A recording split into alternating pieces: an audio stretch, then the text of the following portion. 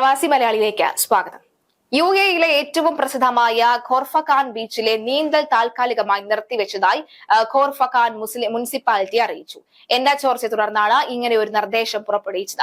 സന്ദർശകരുടെ സുരക്ഷയ്ക്കായി അൽ സുബാറ ബീച്ചിലെ നീന്തൽ താൽക്കാലികമായി നിർത്തിവെച്ചിട്ടുണ്ട്.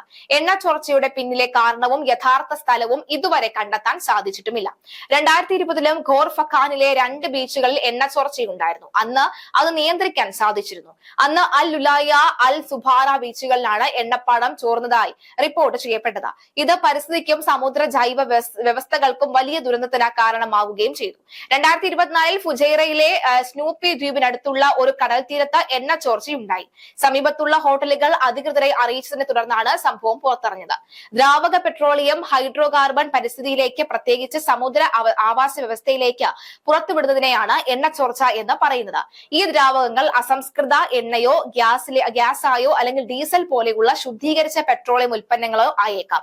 ഇപ്പോൾ എണ്ണ ചോർച്ചയുണ്ടായ പ്രദേശങ്ങൾ വൃത്തിയാക്കാനുള്ള അടിയന്തര നടപടികൾ സ്വീകരിച്ചിട്ടുണ്ട്. ഏതായാലും ഈ കടൽ പ്രദേശങ്ങളിലേക്ക് തന്നെ പോകരുത് എന്നുള്ള മുന്നറിയിപ്പ് തന്നെയാണ് റിപ്പോർട്ടായി പുറത്തുവരുന്നത്.